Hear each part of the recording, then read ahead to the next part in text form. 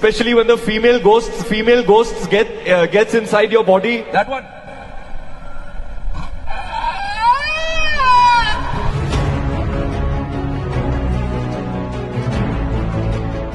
Kantara cinema ದೈವದ ಕುರಿತು ಅವಹೇಳನಕಾರಿ ಹೇಳಿಕೆ ನೀಡಿದ ಆರೋಪದ ಅಡಿ ಬಾಲಿವುಡ್ ನಟ ರಣವೀರ್ ಸಿಂಗ್ ವಿರುದ್ಧ ಬೆಂಗಳೂರಿನಲ್ಲಿ ಎಫ್ಐಆರ್ ದಾಖಲಾಗಿದೆ. ವಕೀಲ ಪ್ರಶಾಂತ್ ಮೆತ್ತಲ್ ಅವರ ದೂರಿನ ಆಧಾರದ ಮೇಲೆ ಹೈಗ್ರೌಂಡ್ಸ್ ಪೊಲೀಸ್ ಠಾಣೆಯಲ್ಲಿ ಈ ಕೇಸ್ ದಾಖಲಾಗಿದೆ. ಪರಿಶುದ್ಧ ನಂದಿನಿ ಹಾಲಿನಿಂದ ತಯಾರಿಸಿದ ನೈಜ Nandini ice creams.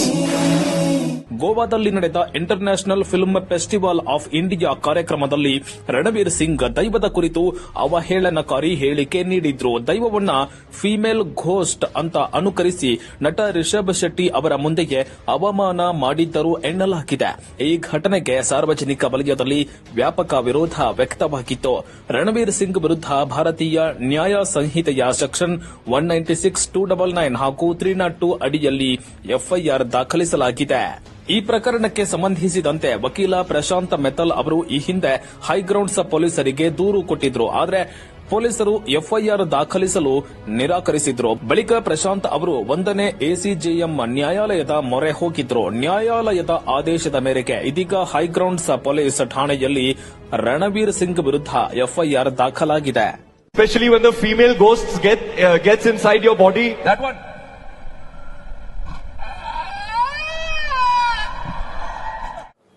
Third December 2025 ಅಲ್ಲಿ ಹೈಗ್ರೌಂಡ್ಸ್ ಪೊಲೀಸ್ ಸ್ಟೇಷನ್ ಅಲ್ಲಿ actor Ranveer Singh international festival in Goa ಅದರಲ್ಲಿ ಬಂದು ಚಾಮುಂಡಿ ತಾಯಿನ ಬಂದು ಫಿಮೇಲ್ ಗೋಸ್ಟ್ ಅಂತ ಹೇಳಿ ರೆಫರ್ ಮಾಡ್ತಾರೆ.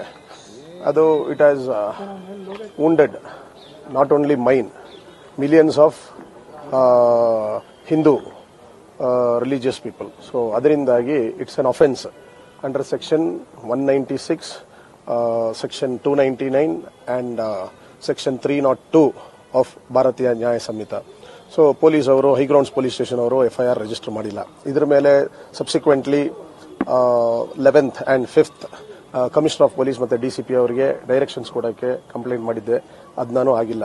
ಇದರ ಮೇಲೆ ನಾನು ಪಾರ್ಟಿ ಇನ್ ಪರ್ಸನ್ ಡಿಸೆಂಬರ್ ಅಲ್ಲಿ ಪ್ರೈವೇಟ್ ಕಂಪ್ಲೇಂಟ್ ರಿಜಿಸ್ಟರ್ ಮಾಡಿದೆ ಇನ್ ದ ಕಾಂಪಿಟೆಂಟ್ ಕೋರ್ಟ್ ಅಲ್ಲಿ under section 223 of BNSS, offences punishable under 196, 299 and 302 of Bharatiya Nyaya ಸಂಹಿತ. ಇದರಲ್ಲಿ ಬಂದು ಚಾಮುಂಡಿ ದೇವರನ್ನ ಇವರು ಬಂದು ಏನೋ verbally is referred as female ghost. It's an cognizable and punishable offence. ಇದಕ್ಕೆ up to 3 years imprisonment and fine or both ಅಂತ ಇದೆ. ಸೊ ಇದು ಬಂದು ಈಗ ಕೋರ್ಟ್ ಅಲ್ಲಿ ಈಗ ಮೊನ್ನೆ ಕಾಂಪಿಟೆಂಟ್ ಕೋರ್ಟ್ ಜಡ್ಜ್ ಆರ್ಡರ್ ಮಾಡಿದ್ದಾರೆ. Under section 175 clause 3 corresponding to section 156 clause 3 of earlier CrPC. ಇದರಲ್ಲಿ ಬಂದು ಏನೋ police is bound to register an FIR and commence the investigation. So police station ಹೋಗಿದ್ದು ಅವರು ಎಫ್ಐಆರ್ ಮಾಡ್ತಾ ಇದ್ದಾರೆ. ಸೊ ಇದರ ಮೇಲೆ ನೋಟಿಸ್ ಆಗುತ್ತೆ. ಎಫ್ಐಆರ್ ಮಾಡಲೇಬೇಕು. ಈಗ ಎಫ್ಐಆರ್ ಮಾಡ್ತಾ ಇದ್ದಾರೆ, ಮಾಡಿಲ್ಲ ಅಂದ್ರೆ ಕಂಟೆಂಪ್ಟ್ ಆಗುತ್ತೆ ಪೊಲೀಸ್ ಇನ್ಸ್ಪೆಕ್ಟರ್ ಮೇಲೆ.